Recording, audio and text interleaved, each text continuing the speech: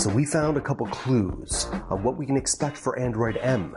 We also talk about what we want in Android M, and you give us a poll on what you think the M in Android M will stand for. Milky Way, marshmallow, muffin, marzipan, meringue, marmalade, macaron, Maltesers. Maltesers? So Google I/O is next week, and Google accidentally posted some information about their workshops regarding Android M. They have since taken them down, but we've scooped them for you, and let's start with Android for Work. The biggest clue we do have about Android M came from the I/O scheduling description on an Android for Work update, which was later removed.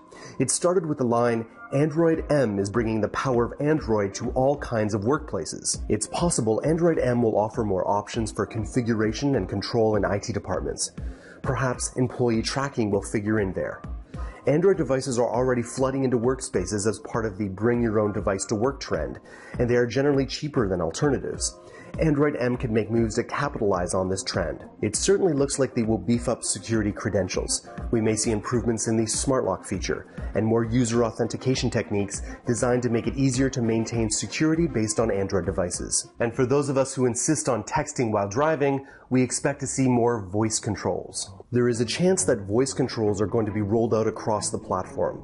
You'll be able to use them to navigate around your device with voice alone. The speculation about this was based on another session that also seems to have been removed from the schedule.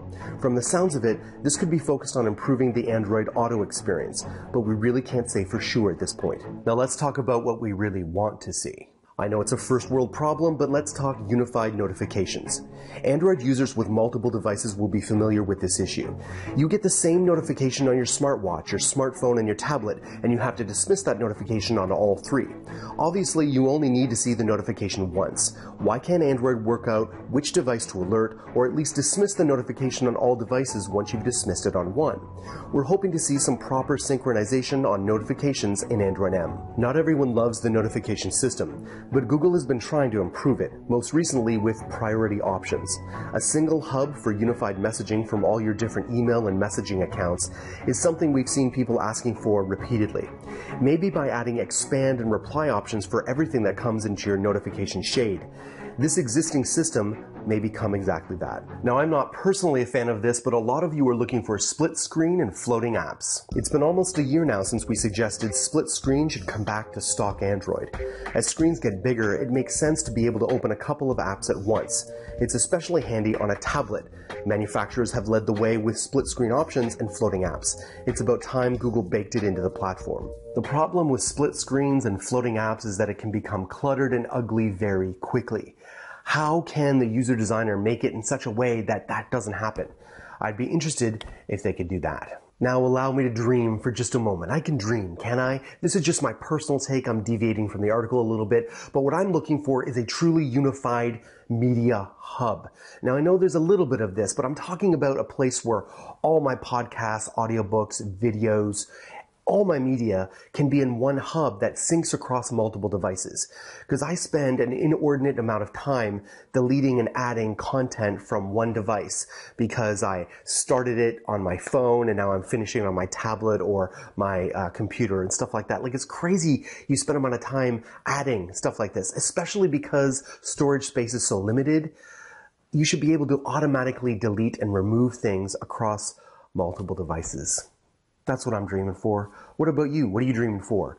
Let me know in the comments below. What is the #1 feature you hope Android M will have? Now, my #1 choice didn't even make it on the poll, but it looks like most of you think that Android M will actually be Android Marshmallow. I'm hoping for Milkshake. We'll see. You know what? I want to hear about your websites. If you have a domain name for your business or your blog or just for your own personal fun, I'd like to hear about it. Please link it up in the comments below, but better yet, tell me about the story of that name, how you got the domain name, was it hard to get, all that kind of stuff.